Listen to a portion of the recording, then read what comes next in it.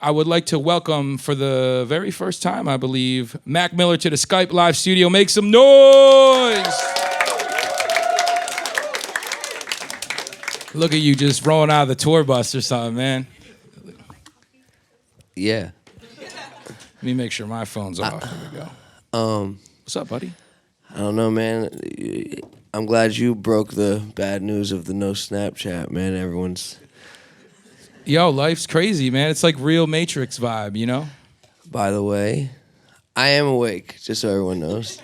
But by the way, Matrix, one of the most slept-on trilogies of all time. It's a phenomenal trilogy, phenomenal experience. Let me ask you something. What's your favorite trilogy, though? Because last year I went into a trilogy binge where I started, you know... That's a lot. That was a lot. I mean, it was like Raiders of the Lost Ark, that whole thing. It was Matrix, Star Wars. I mean, I know there's more than 3 in Star Wars, but I went on a binge. What's your favorite, like, trilogy story kind of vibe? You know, I'm going to just... Let's go with the Matrix right now. Just because I'm talking about it and it requires the least amount of thinking. All right. But I love to think. But, man, I was reading Morpheus quotes the other day because that's just something I do. Okay, all right. And they're phenomenal. Oh my you got God. one in mind, or are you just going to leave us hanging with the red pill, blue pill thing, that was a phenomenal moment. And just like... If you ever, like, feel an emptiness in your life, look at how Morpheus used to talk to Neo. And you'll either be really happy or, like, sad that no one's ever talked to you like that. Do you have, like, a Morpheus in your life? Was it, like, Edan or Germ, or was it, like, your parents? My parents. It's getting real. This interview's real. Cut it off. I think different people play Morpheus in different times in your life. You know, like E was definitely a Morpheus at one point. I like the idea of Morpheus a lot. You know what I mean? Like, just someone that's like the guy, right? But like, then you're the guy. You know what I mean? Are you Morpheus to someone? Who would be your Neo? I hope I'm Morpheus to someone. But it's hard to be Morpheus when you want to be Neo. You know what I mean? Like, do you want to be the one or do you want to find the one? How much pressure do you want to take on? You know what I mean? Man, that's deep right there. That's deep. I like that. Now, Thank you. Let me ask you your hat. So I know that's the kind of the logo off the... I'm completely self-promoting. You are. I woke up off the bus and walked here, but I was like, I'm going to sell some T-shirts while I'm at it, you know? Is that like a loading thing? A loading? No, it's a window. Oh, okay. Because, So you know, actually, the art's really dope. Who did that? Wait, it's not a window. It's a mirror. Okay. Thank you. It's a mirror. You know what I'm saying, though? The loading thing, the loading thing's the circle jar? I know. But it's a mirror. It's, because what happened was my brother actually took a photo.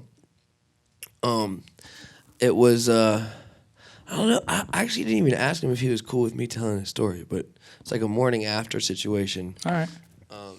You know, him and a girl had a sleepover, and maybe they, you know, made out.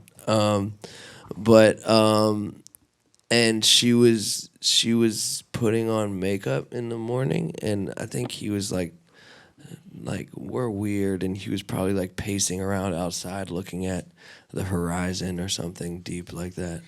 And there was like this incredible, I don't know if you've seen my album cover, but that's literally just a photo. Like, it's not, there's no, I mean, it's treated a little bit like we changed the white background pink and stuff like that, but like, that's, to me, it embodies the whole entire album. It's like somehow the universe and the sky and everything was like aligned, or just it was right not there? Well, no, it was like in place of her face. It was crazy. It's nuts. Divine feminine is the album. I always want to say feminism. You know what? Let's talk about this. Why do so many people have a problem saying feminine, man? They can't say it. You guys need to say feminine more often. Divine feminine. All right? On the count of 3, everyone needs to say feminine. You ready? 1, 2, 3. Perfect. Yo, that was so You tight. like that? Yeah, man. No, but literally, like every interview I do, everyone says, "So the divine phlegmism." I'm always like, ah, dang it.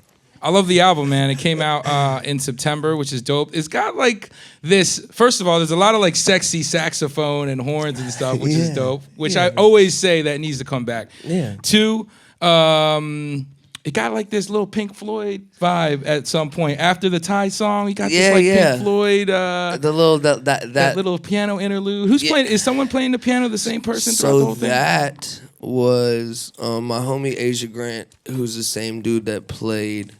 He's in a band called Phony People, and when Shout out. when I moved to New York, I was just like looking for like a new network of musicians to work with, you know. So he came through and played that Congratulations piano, and I was like, that's the guy.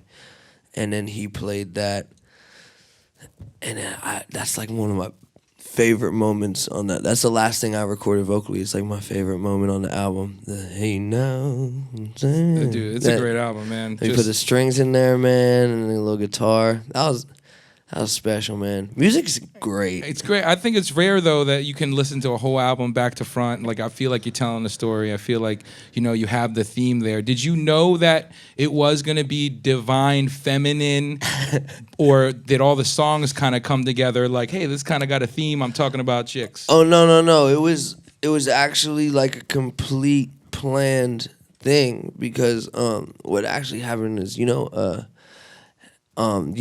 Elliot Wilson's Crown interviews that he does? Okay.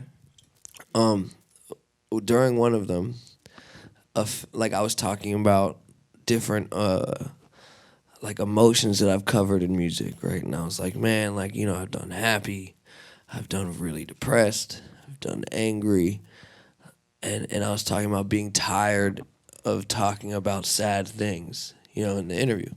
So they open up for the fans, and one of the fans is like, what emotion are you going to tackle next?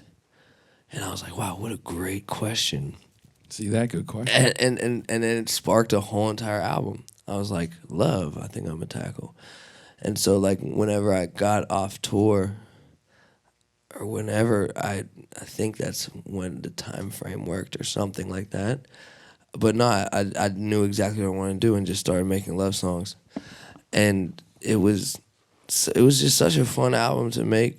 I wouldn't call it fun, but you got your grandma on it, which is dope. Telling the story. I love it because it all ties together with, you did a song years ago about Poppy. And, when I saw you perform that for the first time, it was super emotional, but then to hear her reference that later is almost like this. It's full circle, man. Yeah, full circle moment, man, which is beautiful, man. It's a really amazing album. And it's actually like the most amazing thing ever. If you haven't heard the album, at the end, my grandma has like a monologue that talks about how she met my grandfather, and she is so embarrassed, like she doesn't understand how amazing it is. Right. So she's like, I think I talked too long on, I ruined this whole album with this 3-minute speech. I'm like, no, it's amazing. Like I cried multiple times, and so have a lot of people. And so I have a secret Facebook somewhere where I like feel cry. No, feel free and safe on the internet, which is like hard for me to, you know what I mean? So it's like one place where like only. But I did a Facebook post where I was like, can everyone tell my grandma that she's killed it? We talked about, though, how funny, like, if you really listen to the story, if you guys haven't caught it, I'm sure most of you have, it's really romantic, and it talks about, like, communicating in this, but we were saying that what would be the stories now, like Tinder and all this stuff? Yeah. Be like, I met your grandpa, That's going to be so It's going to awesome. be weird. It's going to be gonna weird. Be great. Like, your grandmother swiped right. It'd be awesome. Before we get out here, I want to mention, first of all, thank you for coming to Portland. Thank you for coming to We. We're a brand new hip-hop station, and, we try to keep it forward. It's only been a month, right? It's only been like maybe 100 90 days. 90 days. Yeah, 100 days. 95 days. It's only been 95 days. And, of course, we're playing Dang, so make sure... Go grab the single on iTunes and the album. But what's really special, and the hoodie, and the sweats. No, these aren't me. Sweats. I don't even know what these are. What's really special though is that I got to meet you. I got to meet you at young time in your career. Yeah, man. And what's funny about, I think, is the very first time your song ever got played on the radio was, I believe, me in Pittsburgh, but it was almost a funny story, which I like to look at like tragedies, because it is a tragedy. The way you've told this story before is a tragedy, but at the same, man, look where you've been and look at your career. You've been around the world. It's an amazing thing. So I'd like you to share the story about when I was in Pittsburgh and I was supposed to play your song on the radio. And it messed up. It messed up real bad. But no, we all huddled. We all huddled. It was gonna be the first time that we had a song played on the radio. I was like 17, maybe 18, 17 and a half, maybe 18, 17, maybe. I think 17. Yes. No. Not legal. You like, weren't legal. They're like, go get this guy. But no, so like we're like, yeah, you know, like we have the In with Bonics kind of a little bit, and we're like, yo, man, play this song on the radio. He's like, got you. So we're like, me and Q are like parked outside. There's like an alley by my house that I grew up in, and we're parked right by the alley, like huddled by the radio, like classic, you know, like movie moment where like you're like adjusting the volume. You're like, here it comes, man. And then our song plays. What was the song? Was it Katy Perry? I thought it was a Rihanna. It was Rihanna. So our song starts playing, but he accidentally had Rihanna playing at the same time. Somehow there were two songs playing at one moment. So this guy's huddled around his car. They're high-fiving like, your boys. Waiting, and then it's like really Rihanna with like you can hear me in the background. But I mean, you know, so if people ask me if me and Rihanna have collaborated, yes, we have. Yes, we have. Thank you. Mac Miller right here at the Skype Live studio. We want to thank you for coming out. Congratulations, everything. You'll be at the Crystal Ballroom tonight. Big shout out to DJ Clockwork. Big shout out to Most Dope. Big shout out to Pittsburgh, of course, and Portland. And thank you for having us, man. Thank you for having me, man. Thank you, guys. One time, make some noise for Mac Miller, y'all.